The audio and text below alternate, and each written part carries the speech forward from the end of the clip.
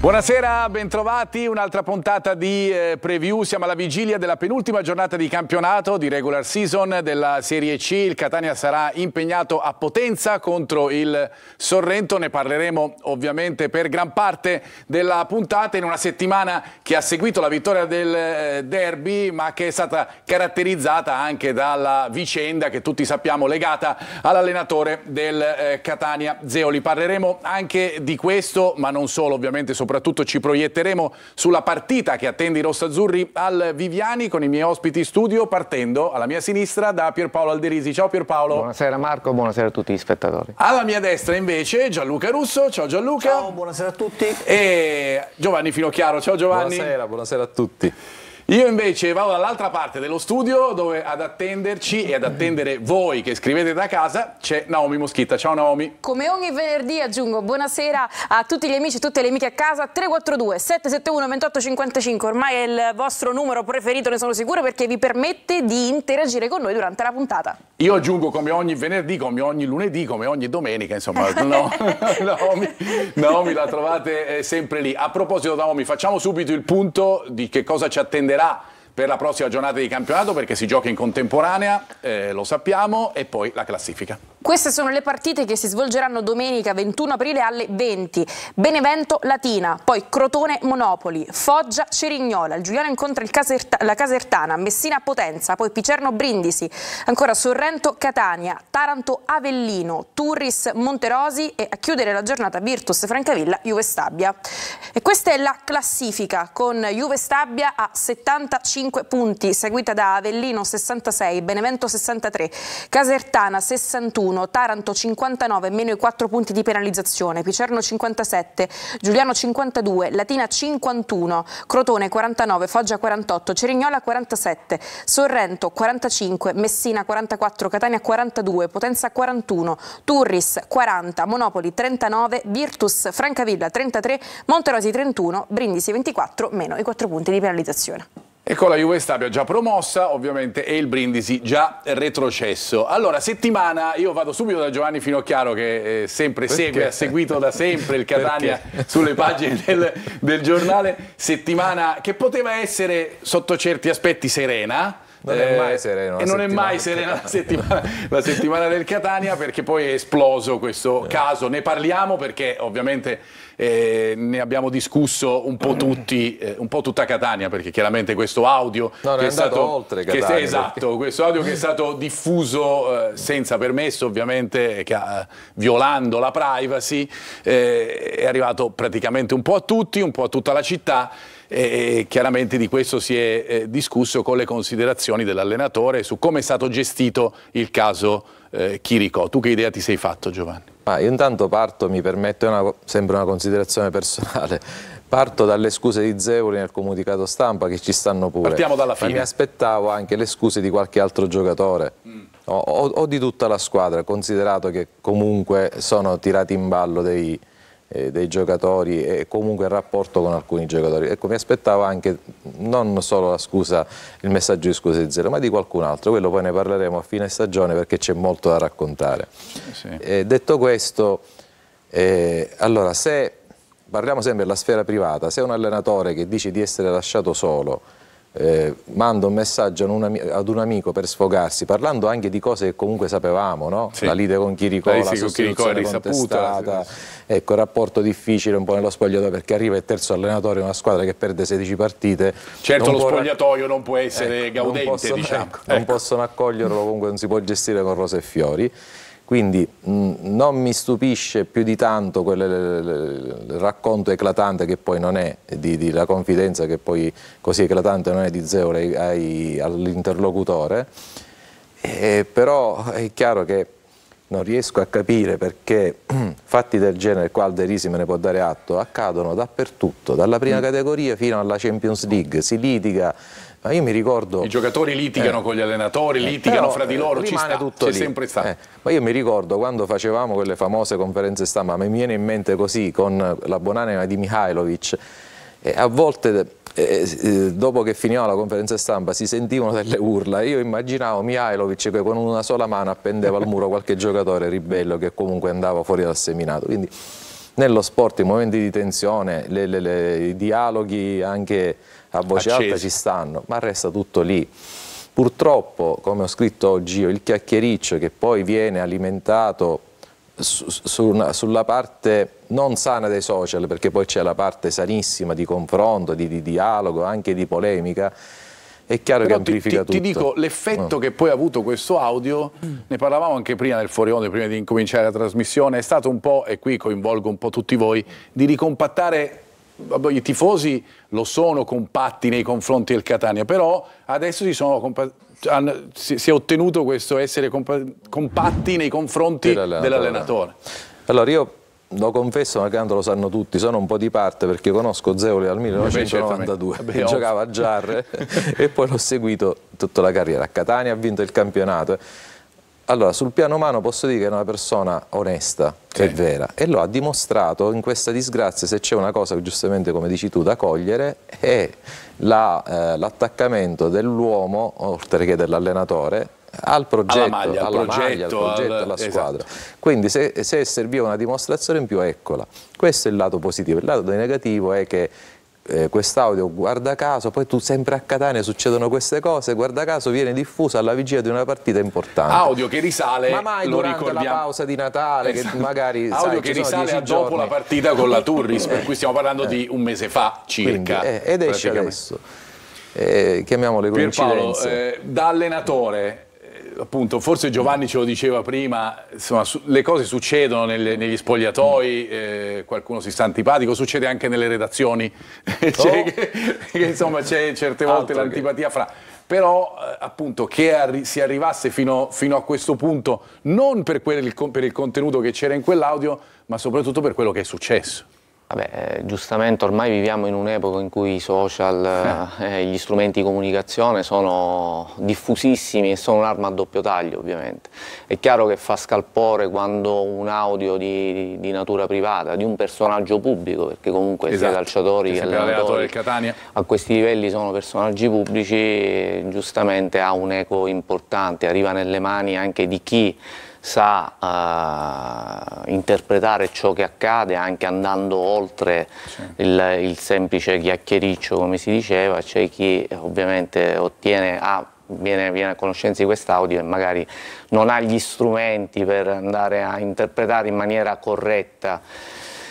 Di queste cose esistono, ce ne sono in ogni spogliatoio del mondo, di qualsiasi sport, non solo del calcio. Ovviamente è brutto che venga tirato fuori adesso, anche perché è retrodatato. Esatto. E quindi anche a me fa più diciamo, curiosità, anche impressione il fatto che venga tirato fuori ora, proprio in questo momento. È una cosa di cui onestamente da una parte mi stupisco, no?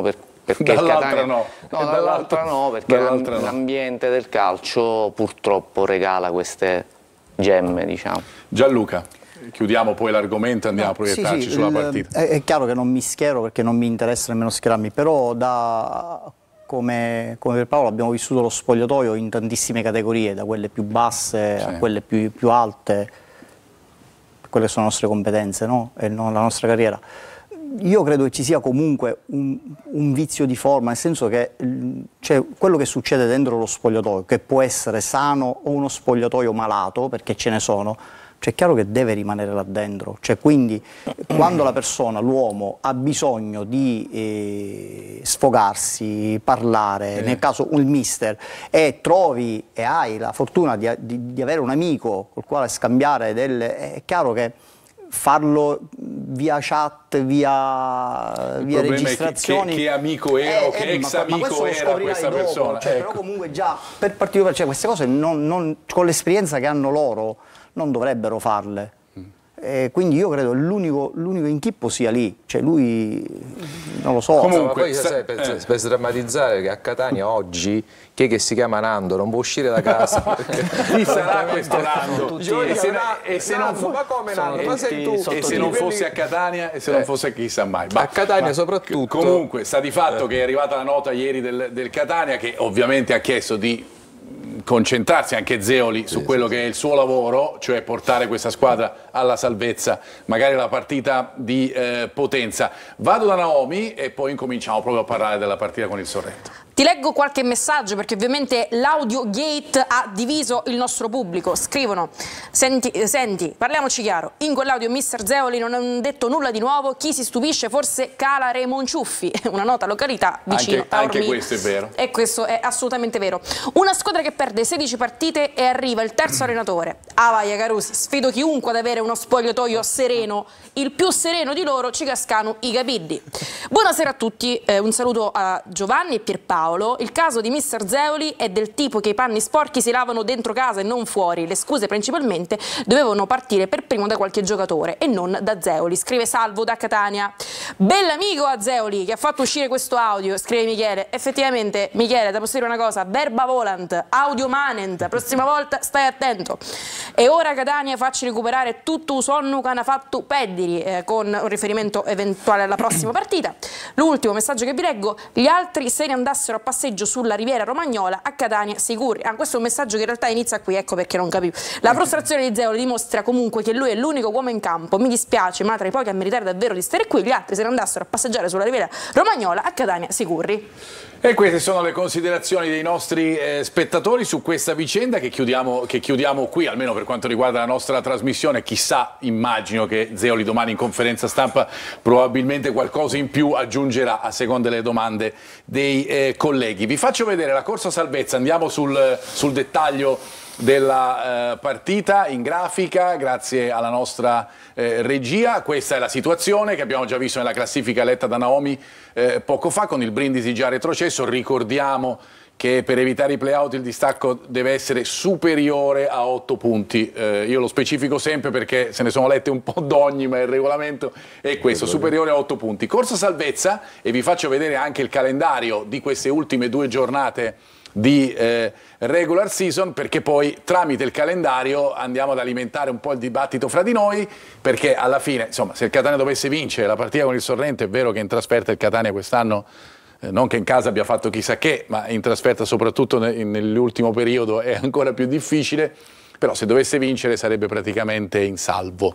Questa è la situazione. Giovanni, sì. Pierpaolo prima. Sostanzialmente sì, è una partita fondamentale, importante, c'è il buon viatico della vittoria col Messina e per questo, insomma, non per ritornare all'argomento di prima, questa situazione di quest'audio non facilita, no, certo, non aiuta le cose. È una partita importantissima, il Catania sa che vincendola potrebbe chiudere finalmente, direi, anche i giochi in chiave play-out o retrocessione e proiettarsi verso i play-off. In avanti, ecco. Sarebbe la cosa più bella, la cosa anche, credo anche più giusta, perché i valori di questa squadra sono purtroppo per la classifica, però devo dire indiscutibili, e speriamo bene. Giovanni, tu come la vedi? È la partita giusta per chiuderla? Sì, allora io non guardo a Sorrento che festeggia la salvezza, miracolosa o meno, non guardo a quello che ci sarà lì, perché insomma guardo al Catania e dico, e chiudo anch'io la parentesi, se questo episodio possa servire a responsabilizzare una volta di più la squadra, chiamandola veramente a fare il proprio dovere, ben venga. Anche perché non riusciamo nessuno a spiegarci perché il Catania riesce a vincere la Coppa Italia. Esatto. Per fortuna, per coincidenze, per un episodio, per una palla inattiva, ma poi in campionato ne perde 16.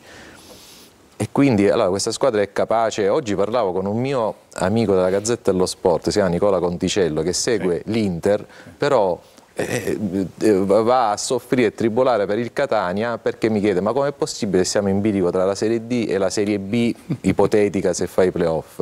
Dice, ma questa squadra come riesce a vincere la Coppa Italia e poi a perdere 16 partite in campionato? Evidentemente se si compattano e si concentrano un attimo senza perdere di vista il campo per disputare una partita come si deve, facendo finta che sia Coppa Italia, è chiaro che i valori, ipoteticamente, se guardiamo le carriere. Poi il problema è che un giocatore questo discorso l'abbiamo fatto in chissà quante partite nelle precedenti 36 ogni partita. Esatto. Poi il giocatore deve anche, come dire, compattarsi col gruppo e dimostrare il proprio valore sul piano umano della motivazione, ecco, non serve la carriera, ormai guarda, la metti alle spalle perché evidentemente non conta niente, quindi potenzialmente la squadra ce l'ha come dire, la forza per vincere. Poi parliamo delle assenze, forse ci arriveremo dopo. Adesso ci arriviamo chiaramente con tutte le situazioni. A proposito, fra poco sentiremo le parole anche di uno che potrebbe essere protagonista nella partita di Potenza, che è Ndoi, perché a centrocampo la situazione è un po' quella che è, che i giocatori non ce ne sono, praticamente Ndoi può far vedere il suo valore, ci ha provato nel secondo tempo della partita con il Messina. Vi faccio vedere, prima di sentire Ndoi, la grafica relativa invece agli sconti diretti del Catania proprio in chiave salvezza, sperando di farvela vedere per l'ultima volta in questa trasmissione. In caso di arrivo a pari punti il Catania è in vantaggio con il Monopoli e con la Turris. Ricordiamo che c'è il discorso della differenza reti che premia il Catania in modo notevole, lo vedete, Catania +1, Monopoli -9, Turris -9. È in svantaggio con il Potenza perché c'è stato un pareggio e una sconfitta contro la squadra della Basilicata. In caso di arrivo a pari punti sarebbe davanti il Monopoli con il Catania secondo nella classifica avulsa e la Turris a quota 4. Dicevamo di Ndoi.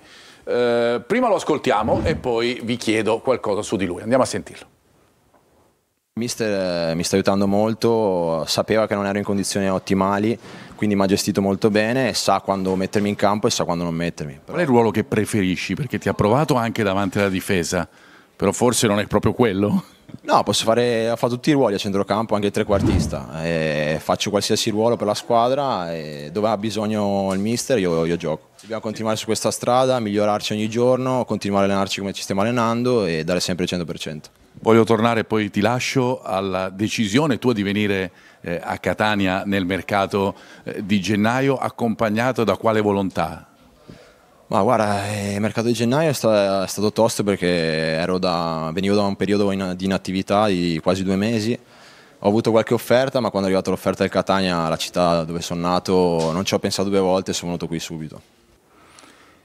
Queste le considerazioni di Ndoi. Quello che vi chiedo è innanzitutto se può essere protagonista nella partita con il Sorrento e poi sono arrivati un po' tanti giocatori durante il mercato invernale che non erano pronti, fisicamente voglio dire, non certo tecnicamente. Giovanni e poi Pierpaolo. Prima Giovanni, dai, questa volta prima Giovanni. Ma quando i giocatori dicono sono sempre pronto, posso giocare anche in porta, ma che lo dimostrino, gioia del mio cuore, vedi di darti una mossa perché ormai il campionato è finito. No, a questo punto con l'emergenza io credo che questo ragazzo che ha cominciato, come ha detto, come ha ammesso, con dei problemi di ritardo di preparazione, problemi fisici, se riesce a dimostrare un po' questo progresso che piano piano stiamo cominciando a intravedere, siamo a cavallo, perché il centrocampo quello è quello, a meno che al momento la situazione è quella che Peralta dovrebbe aver chiuso la stagione. A meno che Zeoli non decide di cambiare all'ultimo momento modulo 4-2-3-1, ma lì è complicato perché passare da una difesa a 3 a una difesa a 4 in una settimana, anche se diciamo gli interpreti erano quelli, perché sia con Tabiani ma anche con Lucarelli si è giocato a 4. È anche vero che col 3-5-2 la squadra comunque ha dimostrato una solidità che in questo momento è molto importante. Ecco, per quanto riguarda il Ndoi, dico, sono d'accordo con Giovanni, cioè alla fine c'è una partita da dentro fuori, poi bisogna andare in campo e cercare di andare oltre i propri limiti sia fisici che tecnici se ci sono, e cercare di ottenere con grande cuore, così come è stato con il Messina, questa benedetta vittoria. A proposito, stiamo vedendo proprio gli highlights della partita con il Messina. Gianluca, tu eri lì, che impressione ti ha fatto Ndoi? L'impressione che ha sempre fatto, un giocatore fuori condizione, non ha, per il ruolo, per il giocatore che è, perché lo dicono le statistiche della sua carriera, sempre ballato fra Serie B importante e Serie A, però poi alla fine... Per cui le qualità ci sono. Le qualità ci sono, però alla fine non lo sa nemmeno lui come andrà a finire la partita della domenica, perché è troppo altalenante il suo modo di giocare. Adesso chiaramente c'è la scusa, l'alibi della condizione, il fuori forma, era fermo da 2 mesi, però anche col Messina ha sbagliato tanti palloni. quindi mi pare che c'è stata una palla messa dentro anche area. una conclusione che poteva essere sfruttata meglio. Un centrocampista, una mezzala, quelli sono i palloni, i tuoi palloni, quelli con te in area, sei smarcato e la metti dentro, quindi voglio dire, è chiaro che se non ci arrivi qualche problema c'è, di passo, di postura, di cattiveria agonistica, e quindi in questo momento è molto in ritardo. Poi io mi auguro chiaramente da catanese che possa finalmente, però, e chissà insomma, mai, la sua carriera diciamo che è questa. Chissà mai che domenica possa essere la partita giusta. Noi ci fermiamo, prima pausa e poi ritorniamo per parlare, andare proprio nel vivo della prossima sfida del Catania.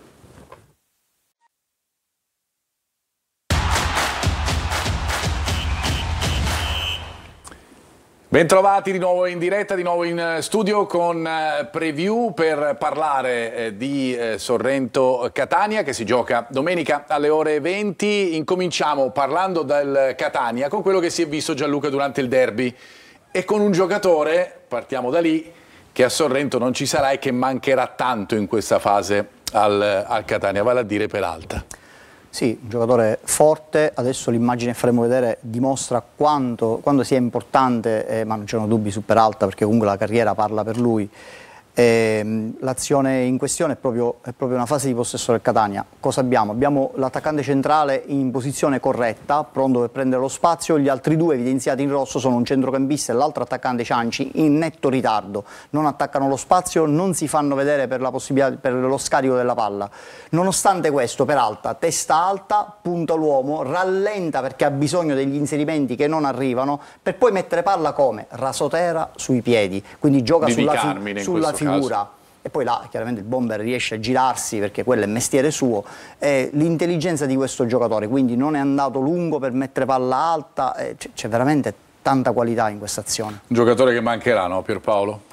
Sì, un giocatore che alza molto il livello, un giocatore che sa a letture, come ha fatto vedere anche Gianluca in questo momento, a letture importanti, butta via pochissimi palloni e che in Lega Pro è fondamentale se vuoi tenere in mano le redini della partita.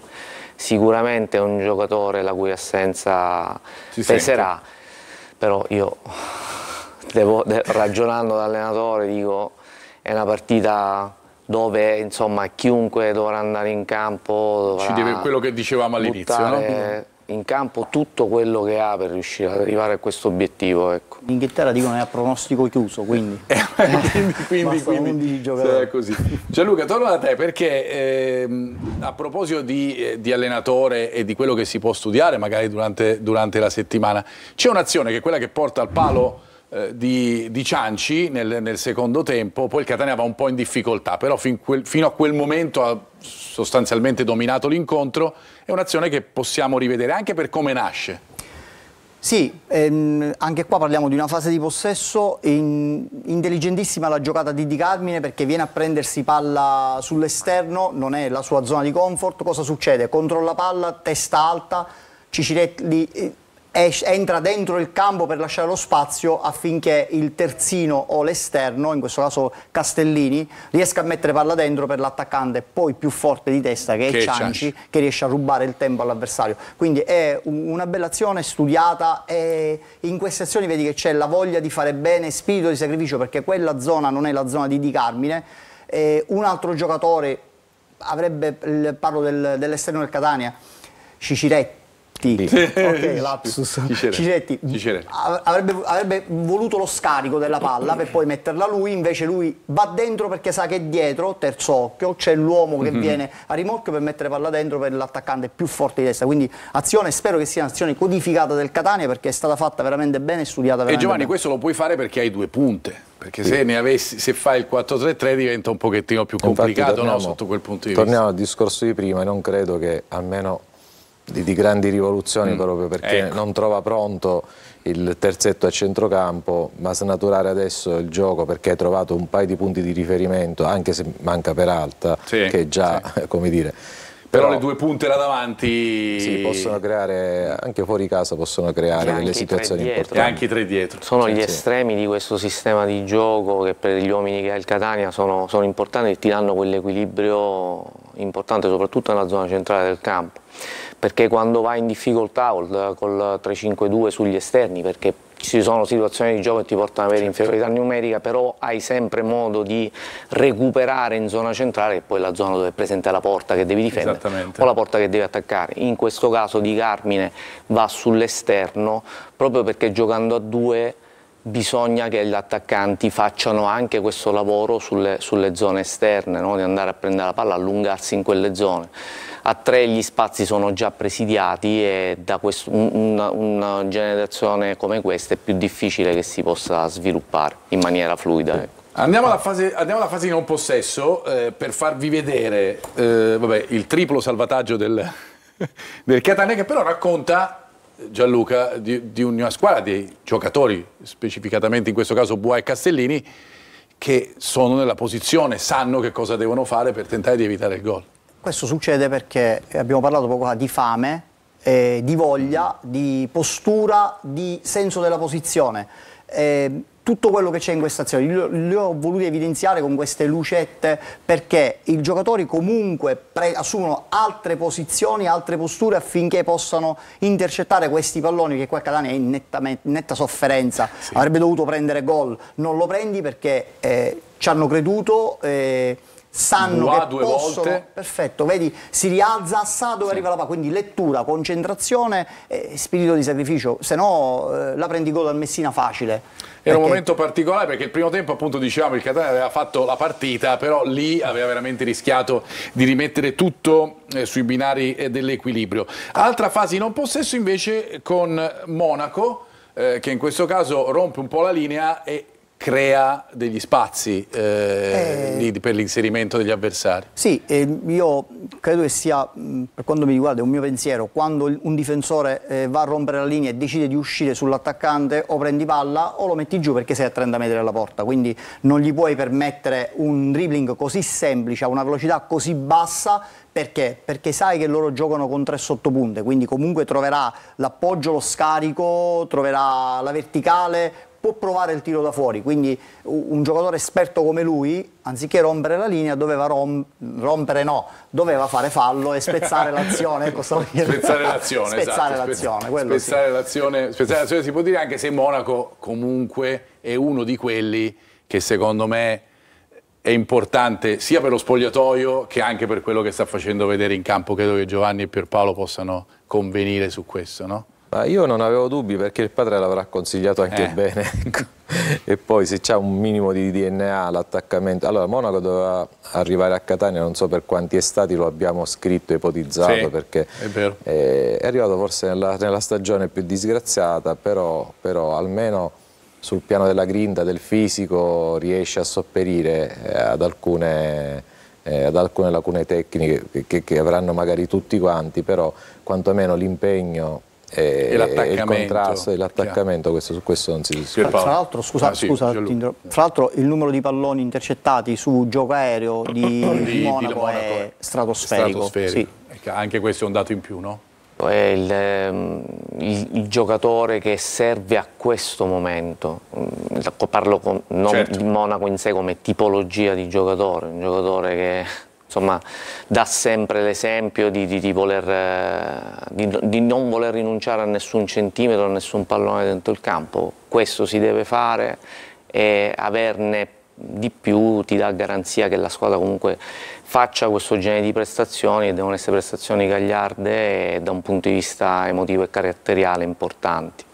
Naomi, torno da te, altri messaggi sicuramente ci saranno, non so se ancora sulla questione Zeoli o anche sulla partita. Beh, mi sa che hai proprio indovinato, 6 minuti e 53 secondi di audio, chapeau mister Zeoli, che continuano ad essere discussi protagonisti dei messaggi che ci sono arrivati. Tanto scrivono: a me interessa sapere solo una cosa, ma stunando un niente, cerca stunando quello che diceva prima il direttore. Penso sarà emigrato. E Lodi si dà lì a Netflix, scrivono.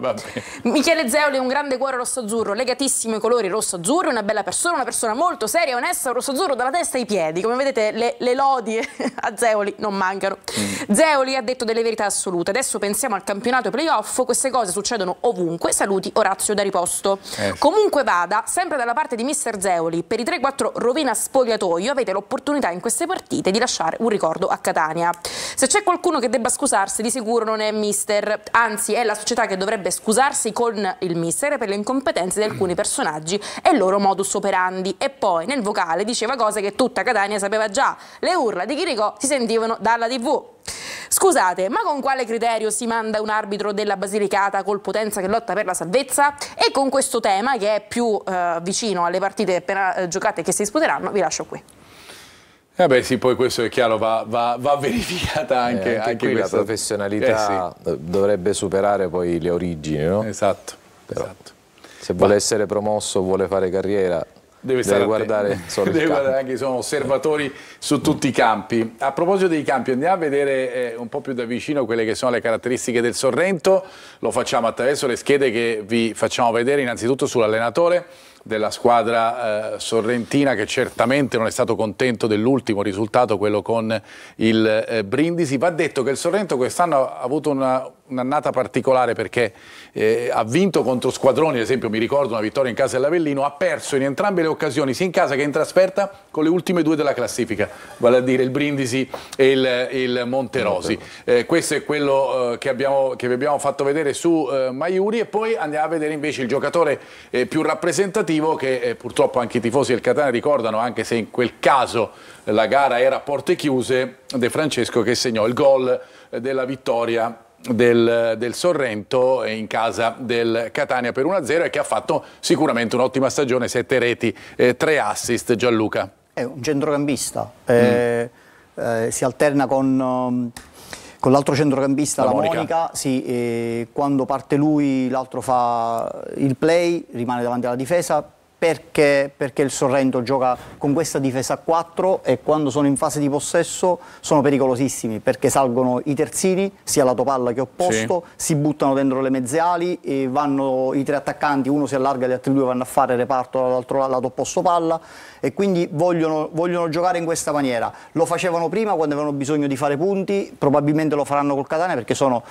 sicuramente più sereni per quanto riguarda la classifica, e bisogna stare molto attenti in questa famosa coperta tattica, lo faremo vedere dopo in analisi. Spessissimo il Sorrento accetta il 2 contro 2 dietro, o addirittura il 2 contro 3. Quindi è una situazione che il Catania deve e può sfruttare, come? Facendoli giocare, magari lasciandogli il possesso palla e poi attaccandoli veloci e rapidi con delle verticalizzazioni sugli esterni, perché se ti lasciano superiorità numerica come ultimo uomo devi assolutamente sfruttarla. Le vedremo fra pochissimo. Intanto vediamo le grafiche. Io andrei direttamente sulle statistiche a confronto, tanto il periodo del Sorrento l'abbiamo già definito, perché questa volta con Gianluca abbiamo diviso le statistiche in 2 fasi: le fasi di non possesso e le fasi di possesso, mettendo a confronto il Sorrento e il Catania. Nel caso dei duelli difensivi vinti, se possiamo rivedere la grafica anche a vantaggio magari delle persone che ci seguono, duelli difensivi vinti con il Catania che ha una percentuale superiore, mentre per quanto riguarda le palle perse anche in questo caso sta meglio il Catania. Sì, duelli difensivi percentuali, duelli difensivi vinti.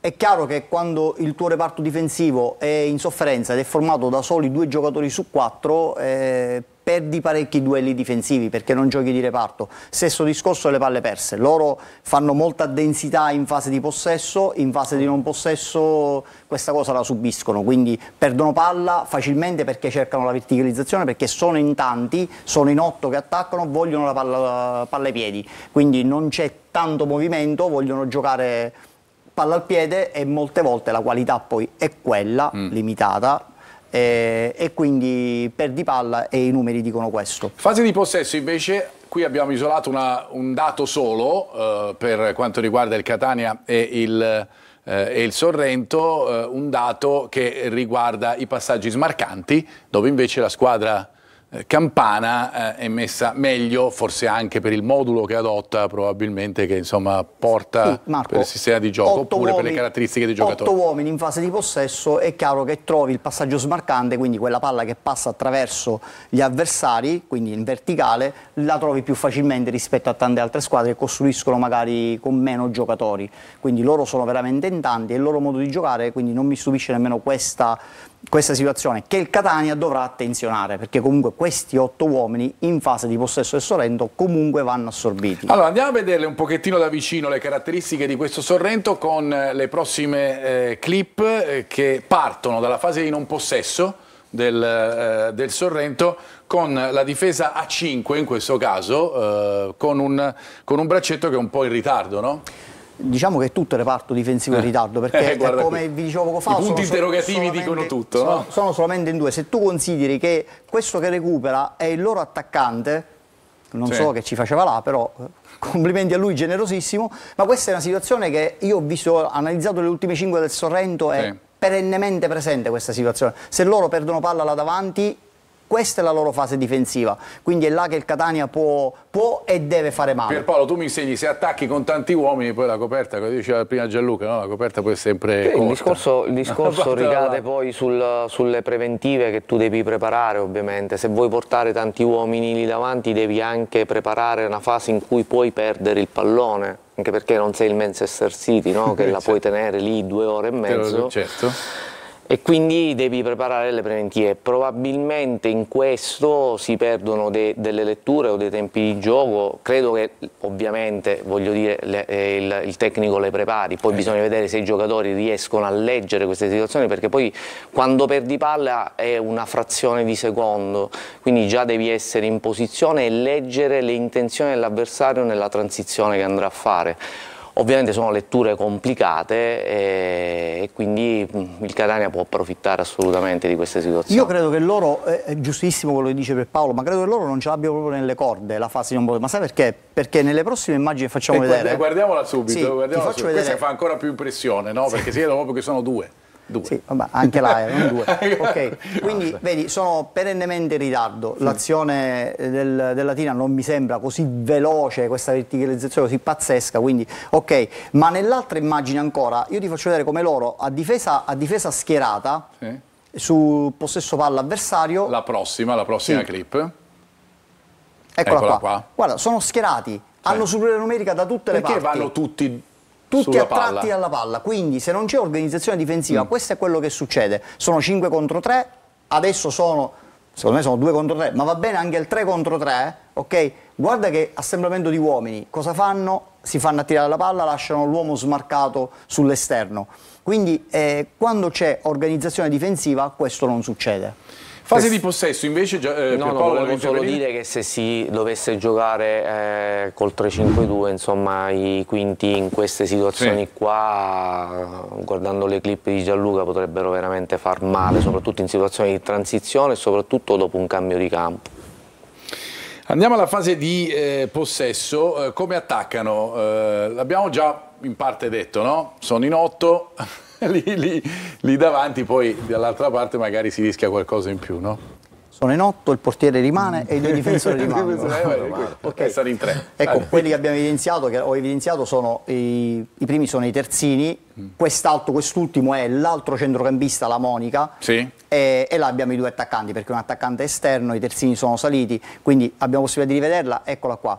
Abbiamo i loro terzini, i centrocampisti, l'attaccante esterno, un altro centrocampista è dentro area e i 2 attaccanti aspettano il cross. Quindi come vedi c'è molta densità, gli viene facile sviluppare un buon palleggio.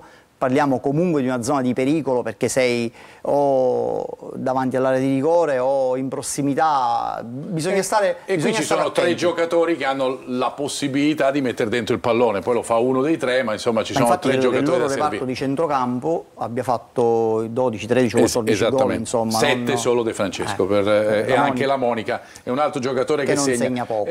L'ultima clip che vediamo che riassume un po' quello che hai detto in precedenza, lo scrivi pure. Eccoli qua, 8 uomini in 40 metri. Offensivi questo, però. Ovviamente. Questo è sempre il centrocampista che va a colpire, l'inserimento del centrocampista che va a colpire la palla di testa. Sono tutti là, rimangono quei due come preventiva dietro e quindi è una situazione, come dicevo poco fa, va attenzionata e quando c'è una bassa qualità di palleggio gli avversari vanno attaccati con ferocia tattica per poi ripartire rapidi e veloci. Io direi che Cicerelli da una parte, probabilmente la Pisarda dall'altra, i due attaccanti, i centrocampisti si inseriscono, Giovanni. Teoricamente sì, perché poi sulla lavagna è tutto facile. No, ma anche rivedendo le immagini sembra una gara che il Catania potrebbe anche gestire nella maniera in cui nessuno forse si aspetta, no? A parte la prestazione generosa, però se poi ci deve entrare la tattica, questo difendere questa fase di un possesso disordinata, mi fa impressione che una squadra di Serie C vada incontro al pallone invece di rimanere schierata, quindi se questo è il tallone d'Achille sicuramente Zero ci avrà lavorato e proverà a sfruttarlo. Viviamo la vigilia con una speranza in più. Cosa ti manca da fare di lavoro al giornale? Tutto. Perché adesso ti lasciamo tutto, benissimo. Allora... No, devo scrivermi di Sanariante del Catania perché aspettavo un paio di indiscrezioni, però in questo momento le indiscrezioni lasciano il tempo che trovano. Che non ci vuoi anticipare, ovviamente, va bene. No, vabbè, ma sì, già vabbè, si parla di dominio, di direttore generale, ora è arrivata anche la voce, un allenatore prossimo Venturo, ma sono ovviamente delle voci così di corridoio. Domani Zeoli terrà la conferenza stampa e quindi fino a fine stagione gestiamo questo momento anche noi con un minimo di giudizio. Giovanni, io ti ringrazio, Giovanni Finocchiaro, ti lascio al tuo lavoro alla Sicilia, grazie sempre, sei nostro ospite quando vorrai, noi invece ci fermiamo e ci ritroviamo fra pochissimo per le probabili formazioni, parleremo ovviamente anche del Messina che gioca col Potenza, fra poco.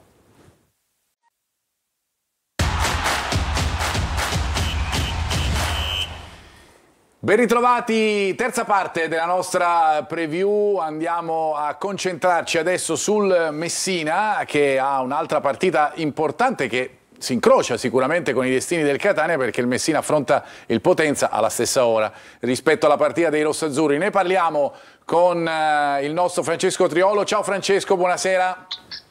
Buonasera Marco, buonasera a tutti. Come va? Esattamente come... Tutto bene, dopo il derby, tutto a posto, no? Tutto tranquillo. Ma sì, Marco. Già ci siamo detti tutto quello che ci dovevamo dire per telefono, quindi. Vabbè, anche perché la stagione del Messina comunque resta certamente di ottimo livello rispetto a quelle che erano le premesse, no? Ma sì, Marco, guarda, tu dicevi bene, il Messina ora si giocherà questi 180 minuti finali con una certa tranquillità, possiamo dirlo in maniera molto, molto sincera, perché comunque anche se devi affrontare due squadre che ancora possono dire qualcosa in chiave nella lotta play-out, però i giallorossi hanno un margine, chiamiamolo di sicurezza. Ha fatto bene durante tutta la seconda parte della stagione e quindi adesso è il momento di poter raccogliere anche un minimo di serenità. Il derby col Catania poteva rappresentare la partita che ti dava la salvezza matematica, bisogna aspettare invece fino a domenica sera, ma dipenderà anche dagli altri risultati, perché qui si fanno i calcoli, Marco, si fanno i calcoli dalla settimana scorsa. Se il Monopoli non dovesse fare punti a Crotone, per il Messina scatterebbe, a prescindere dal risultato con il Potenza, la salvezza. Quindi da questo punto di vista gli incroci dovrebbero essere veramente talmente complicati per rimetterlo in corsa per i play-out, dove veramente ci si dovrebbero verificare tante cose in maniera in contemporanea. Certo è che non puoi distrarti da una partita del genere come quella che aspetta i giallorossi domenica, perché comunque il Potenza viene qua per giocarsi la partita, anche perché è in una situazione difficile, è in una situazione molto difficile il Potenza. Esatto, è una squadra che comunque fuori casa non va bene, ha fatto solo 2 vittorie, ha il terzultimo attacco del campionato, quindi è una squadra che viene a giocarsi le chance di non rimanere invischiata negli ultimi 90 minuti che potrebbero essere fuoco in quella zona. Allora Ciccio, siccome ti sentiamo male in questo momento, io vado da Naomi che ha un messaggio, qualche messaggio forse per Ciccio Triolo. Ho un messaggio per Ciccio, però spero che lui mi senta. Scrivono: sì. "Oh Triolo, digli a Emmausso che il derby è vostro, l'anno prossimo però, se ci trovate", scrivono. E vabbè, ci sta un po' di tensione agonistica. Ci sta Ciccio, no? Vabbè, insomma, se non scherziamo col pallone ci sta, insomma, va, nelle discussioni ci può stare. Andiamo verso la formazione per Marco, la partita con non Potenza. sanno negli anni, dicevo, Marco, sì, perdonami, ma perché non sanno negli ultimi 20 anni quello che ci dicevamo noi? Esatto. Giusto? Esatto. Qualche spunti di formazione, perché ci sono anche 2 squalificati, no Ciccio? Per andare a chiudere? Esatto.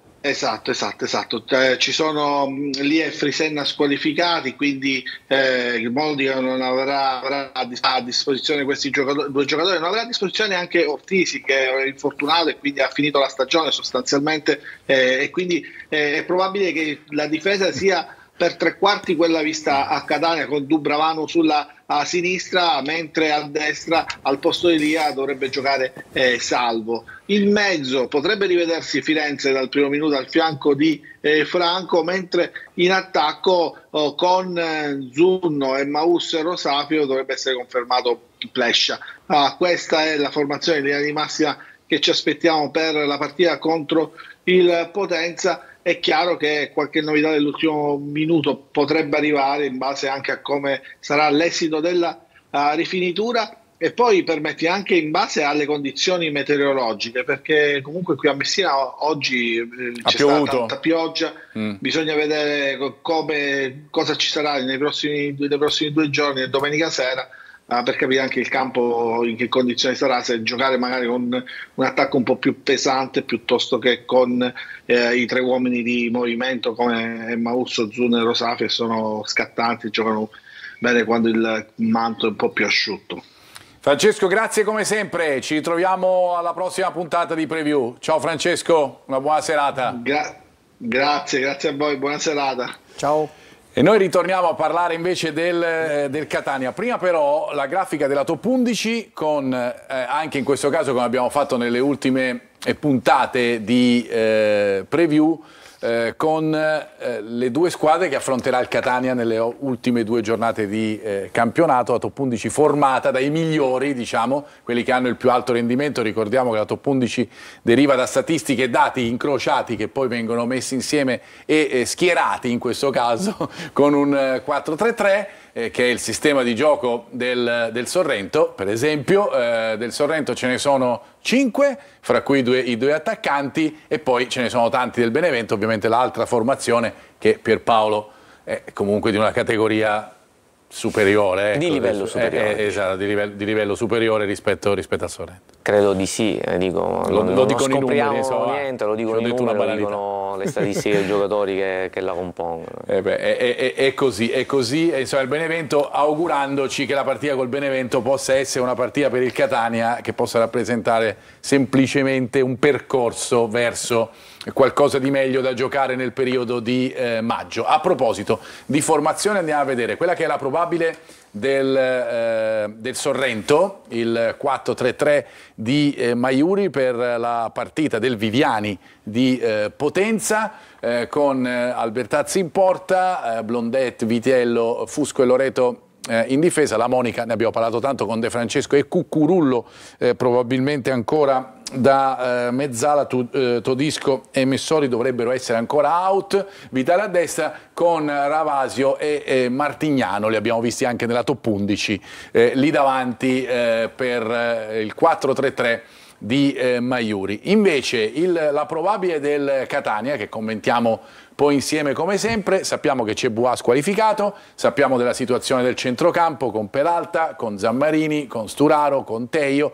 Dunque restano Quaini, Indoi e Welbeck, c'è Cicerelli a sinistra. Dovrebbe essere confermata la coppia d'attacco Cianci di Carmine, e gioco forza, Pierpaolo, questa è la squadra al momento che insomma si può mettere insieme. Un'alternativa agli forse qualche alternativa dietro? Se c'è un'alternativa agli infortunati, io qualche recupero da dell'ultimo tecnico lascerei il sistema di gioco utilizzato col Messina. Ecco, questo è il principio, no?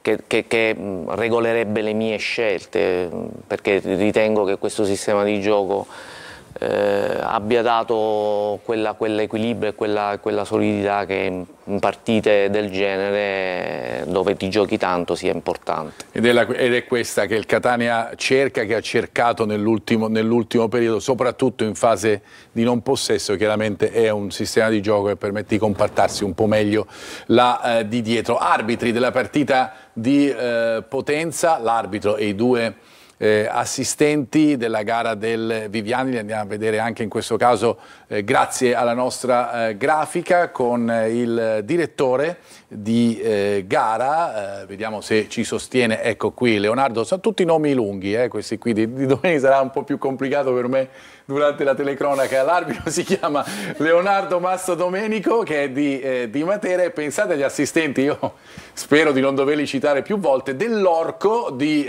Policoro e dell'Arciprete di Vasto. Questi sono gli assistenti della partita fra Sorrento e Catania. Un bel trio, no, Pierpaolo? No, io mi metto saranno bravissimi. Non vorrei essere nei tuoi panni domenica. Vabbè, li menzionerai all'inizio. Sì, all'inizio. Speriamo che non siano così determinanti, no? Quando gli arbitri non sono determinanti non si citano. Determinante invece è stata la tua presenza, Pierpaolo Alderisi, come sempre. Grazie. Grazie a voi. Grazie a te, ti lasciamo. Noi ci ritroviamo invece fra pochissimo per parlare della squadra che in questo momento ha raccolto le maggiori soddisfazioni, ma soprattutto è la squadra migliore per rendimento in Italia, vale a dire la Nissa. Ne parliamo fra pochissimo.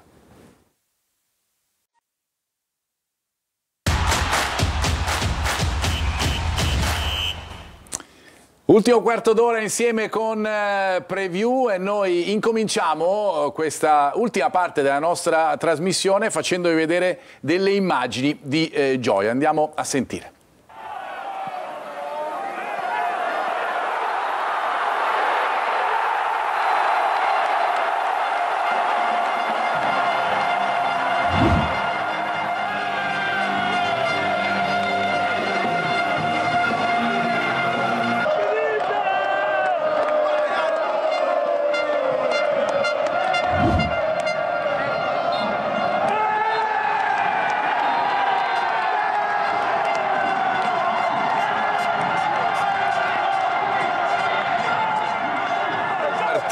Fra Super Giovani di Castelbuono e la Nissa, con la promozione tanto attesa in Serie D, di cui parliamo con il presidente della Nissa, Luca Giovannone, che è con noi collegato. Buonasera Presidente.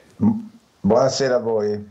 Allora, nelle immagini che abbiamo appena visto, poi dopo un po' si vede proprio anche lei, una grande soddisfazione, anche perché, l'abbiamo detto prima della pubblicità, siete la migliore squadra d'Italia, come rendimento avete superato pure l'Inter, il Trapani, 25 vittorie, 2 pareggi e una sconfitta, giusto?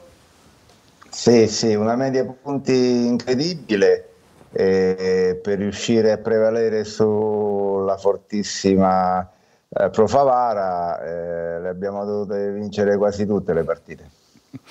Abbiamo visto il gol che ha caratterizzato questa ultima partita, segnato da Agudiak. Queste sono le immagini anche della festa che c'è stata, e che c'è stata sia allo stadio, ovviamente, che poi vedremo anche quella in città. Presidente, è un progetto quello vostro, poi andremo magari a parlare dei nomi, è un progetto quello vostro che parte da lontano, in cui lei ha coinvolto anche gli esponenti della società che c'erano prima, è un progetto che parte da lontano e che vuole andare a lontano, ci perdoni il gioco di parole.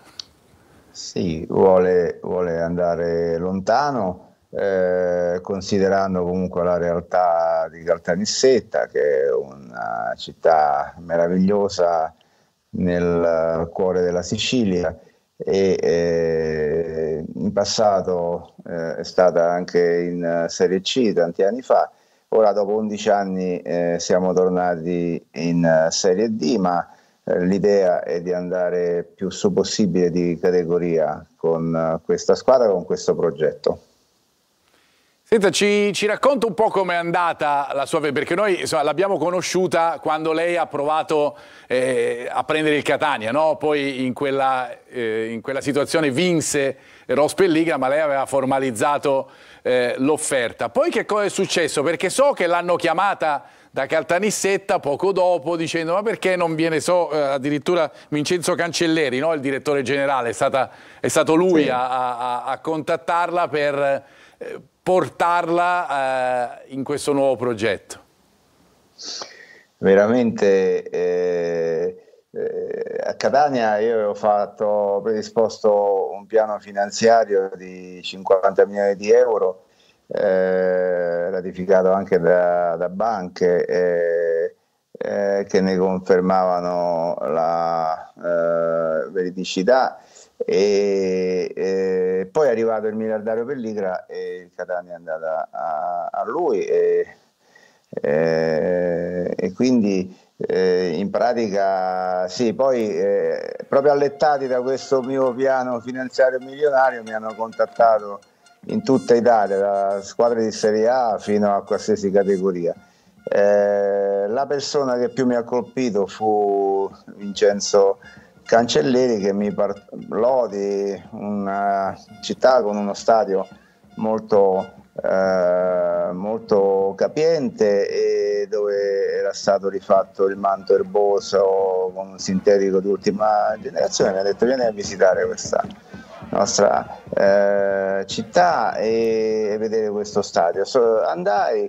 Fu amore a prima vista anche con i dirigenti attuali che io ho voluto tenere con me, con il presidente Iacona che poi mi ha lasciato la presidenza ad agosto, ma per un periodo ci fu una copresidenza e a Caltanissetta poi è nato un amore reciproco con tutta la città e devo dire che in un anno, subito al primo anno, c'è stata questa salita in Serie D con questi risultati record come media punti e l'amore è aumentato. Ma è vero che vuole andare in Serie B? Presidente, è vero che vuole andare in Serie B? No.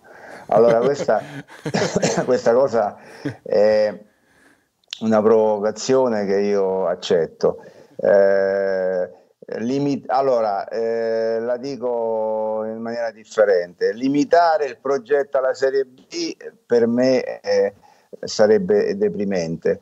Io non pongo limiti, non dico di andare in Champions League perché questo probabilmente non succederà mai, in quanto Caltanissetta è una città di 60.000 abitanti e sappiamo quelli che vanno in Champions League che forze economiche e anche che bacini di utenza hanno.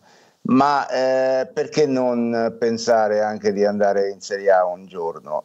Non vedo perché porsi questo limite. Dopodiché dico, torniamo modesti e cerchiamo di andare subito in Serie C, se possibile, con tutto il rispetto con le fortissime avversarie che avremo l'anno prossimo. Certamente, in Serie D. Io intanto ne approfitto, adesso torno da Gianluca un attimo che voleva parlarmi un po' anche della Nissa, perché qualche giocatore lo conosci, che l'hai conosciuto, però voglio farvi vedere anche le immagini di un'altra festa che c'è stata nel fine settimana, che è quella dell'Enna, perché nell'altro girone è stato l'Enna ad arrivare in Serie D. Il gol decisivo è stato di Randis contro l'Acquadolcese sul campo di Brolo. L'Enna, pensate che mancava dalla Serie D da tantissimo tempo, da 34 anni, con l'allenatore Giovanni Campanella, il DS Restuccia, insomma un'altra grande festa per due piazze importantissime per la Sicilia, due capoluoghi come Enna e come Caltanissetta. Questa è la festa ad Enna, mentre Gianluca ci dicevi? Innanzitutto vanno fatti i complimenti a entrambe le società, i loro presidenti, per come hanno strutturato la società, il parco giocatori e i risultati ottenuti, poi non arrivano a caso. Dico, la Nissa hanno il loro capitano Sandro Privitera, credo che sia il sesto o settimo campionato di fila che vince in eccellenza. Io l'ho avuto a Paternò in eccellenza, chiaramente abbiamo vinto, siamo andati in Serie D perché con lui si vince sempre, quindi complimenti a tutti voi per quello che avete fatto e aspettiamo questo campionato di Serie D che sarà ancora più interessante. Poi fra l'altro dico, so che il presidente è un fortissimo giocatore di Texas Hold'em, giusto Presidente? Questo non lo sapevo. Sì, questo è un mio hobby, una mia passione che ora in pratica sto trascurando perché le 24 ore non mi bastano, anche i giorni della settimana con la squadra di calcio, con la mia attività imprenditoriale che copre tutta l'Italia, a volte anche l'estero. Però sì, ho fatto una volta secondo nel campionato del mondo, tavoli finali in campionati europei, ho vinto campionati italiani, sì, una volta mi fermai a Zurigo, ho partecipato a un torneo e mi sono ritrovato primo con un piatto d'argento campione di Zurigo. Tanti aneddoti potrei raccontare di questo tipo. La seguo, però ecco, voglio raccontare un'altra che forse pochi conoscono. Quando io parlo di Serie A non è che parlo che sono impazzito. Io nel 2005 ho salvato il Torino dalla scomparsa, il Torino che era fallito, e l'ho iscritto con il Lodo Petrucci in Serie B. Ho fatto la squadra dove 15 dei 21 giocatori che poi andarono subito in Serie A, ceduta la squadra a Urbano Cairo, ma i 15 giocatori importantissimi di quella rosa li avevo ingaggiati io, quindi ho già fatto una promozione in Serie A. Esperienza in tal senso. Parliamo invece della prossima stagione. Si riparte dal direttore sportivo Ernesto Russello e si riparte anche dall'allenatore, da Nicola Terranova?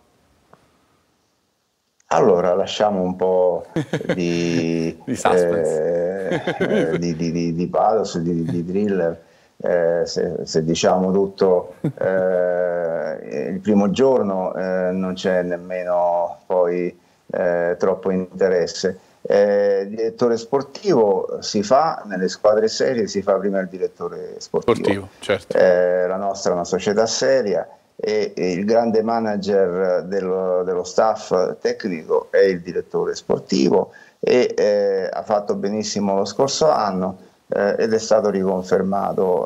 Oltretutto lui ha giocato anche per 20 anni in queste categorie, ha giocato anche in Serie C, ha fatto anche il direttore sportivo in Serie D e in Serie C, quindi sa il fatto suo e sa come gestire situazioni che arrivano fino alla Campania. Russello sta già parlando con Terranova e quindi io ora mi trovo a Torino, in prossimità della festa finale del 28 aprile tornerò a Caltanissetta e anche io insieme a Russello parleremo con Terranova con l'intenzione di riconfermarlo in Serie D. Hai visto che alla fine qualcosa ci ha detto, insomma, va dai, a noi spetta di fare le domande, lei sicuramente ha risposto. C'è anche suo figlio, vero, che un pochettino le dà una mano nella gestione? Sì, mio figlio quando studiava a Milano, in pratica io vivevo a Torino, lui a Milano, quindi negli ultimi 6 anni lui ha vissuto a Milano. Siccome è un grande tifoso del Milan, diventai sponsor del Milan, ecco, anche quest'altra cosa ecco, fatto, tra l'altro. Scopriamo tante cose. Uno degli sponsor del Milan sono stato con la mia società, abbiamo però vinto un campionato, abbiamo fatto semifinale di Champions League, per cui mio figlio ha potuto condividere con me questa esperienza del Milan. Dopodiché abbiamo lasciato il Milan per andare a Caltanissetta. A Caltanissetta c'è un coinvolgimento molto maggiore perché si partecipa molto di più emozionalmente il calcio in queste altre categorie, poi con la passione dei siciliani che ti travolge e ti coinvolge, per cui mio figlio che era andato a Caltanissetta dopo appunto essersi laureato alla Bocconi in economia aziendale e mi ha detto vado a vedere, ora e lì non si sposta più, è diventato il mio dirigente della mia azienda in Sicilia e è diventato anche un dirigente della Nissa. Intanto io voglio ringraziare anche a proposito di persone che lavorano alla Nissa, Alessandro Silverio che è l'addetto stampa della Nissa, per la mano che ci ha dato in questa settimana anche per le immagini con Gianluca Loguasto. Presidente, noi siamo in chiusura, le chiedo che cosa si aspetta per il prossimo anno, che tipo di campionato secondo lei potrà fare la Nissa in Serie D? Ma faremo una squadra per lottare per la promozione. Non voglio sembrare arrogante, però faremo una squadra per cercare di vincere. Ripeto, non trascurando le difficoltà, non trascurando che ci sono squadre importanti e quindi però questo non significa che non ci proveremo a vincere il campionato. Presidente, noi la ringraziamo, in bocca al lupo allora per questa avventura che già è sicuramente entusiasmante a Caltanissetta. Grazie per essere stato nostro ospite, l'aspettiamo magari per altre occasioni. Una buona serata. Buona serata a voi. Grazie ancora al Presidente Luca Giovannone. Io volevo ringraziare anche Gianluca Russo perché siamo praticamente in chiusura, noi ci rivediamo per la prossima di preview, che non sarà sicuramente l'ultima perché qualcosa poi succederà. Succederà meglio così. Meglio così. Naomi, noi ci rivediamo invece sicuramente domenica. Io sarò là allo stadio e tu sarai. Se il Signore vuole ci vediamo domenica.